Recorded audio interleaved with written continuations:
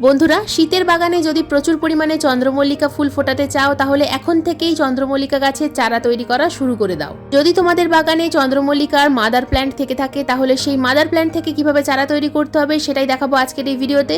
তাছাড়া প্রথমবার গাছে কি খাবার প্রয়োগ করতে হবে সেটাও দেখাবো আজকের এই ভিডিওতে।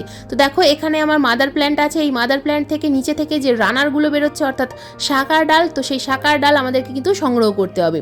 শাকার ডাল লাল বালির মধ্যে প্রতিস্থাপন করতে হবে, অথবা সাদা বালি থাকলে সাদা বালির মধ্যে প্রতিস্থাপন করতে পারো। বালিটা কিন্তু প্রথমবার খুব ভালোভাবে ধুয়ে নিতে হবে।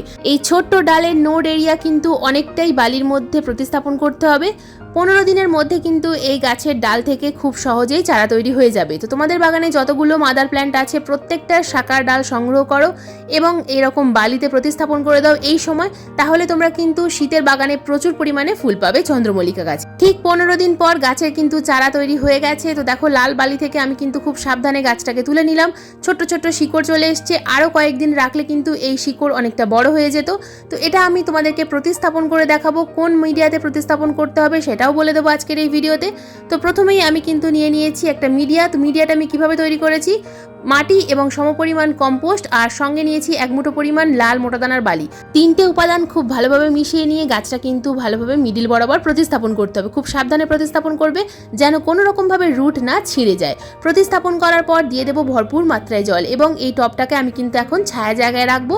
এখন কিন্তু অন্তত 1 সপ্তাহের জন্য ছায়া রাখতে হবে। যখন গাছের গ্রোথ হবে তখন থেকে আবার এই গাছগুলোকে রোদ্দুরে রাখতে হবে।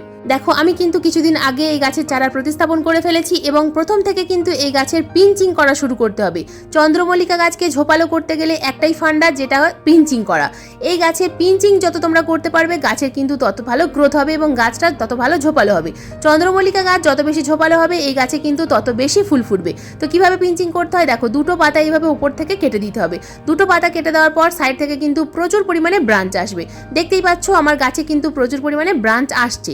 তো এইভাবে আমাদের গাছ যখন আরেকটু ঝোপালো হবে এই গাছটাকে কিন্তু টব পরিবর্তন করতে হবে, একটু বড় সাইজের টবে দিতে হবে। তো প্রথমে 3 ইঞ্চি সাইজ, পরে 6 ইঞ্চি, 6 ইঞ্চির পরে 8 ইঞ্চি, 8 ইঞ্চির পরে 10 ইঞ্চি। তো এই গাছে আমরা কি খাবার প্রয়োগ করব, গাছ প্রতিস্থাপন করার অন্তত 20 থেকে 25 দিন পর পাতলা সরিষার খোল জল প্রয়োগ করব। 1 লিটার জলে 100 গ্রাম সরিষার খোল ভিজিয়ে রেখে সেই 1 লিটার জল 3 দিন ভেজাতে হবে। তারপর সেই জলের মধ্যে আরও 8 থেকে 9 লিটার সাধারণ জল মিশিয়ে সেই জল প্রত্যেকটা বাগানের চন্দ্রমল্লিকা গাছে প্রয়োগ করতে হবে। এই ছিল চন্দ্রমল্লিকা গাছের প্রথম পরিচর্যার ভিডিও। আজকের ভিডিও এই পর্যন্তই। আজকের ভিডিওটা সম্পূর্ণ মনোযোগ দিয়ে দেখার জন্য তোমাদের সবাইকে জানাই অসংখ্য অসংখ্য ধন্যবাদ।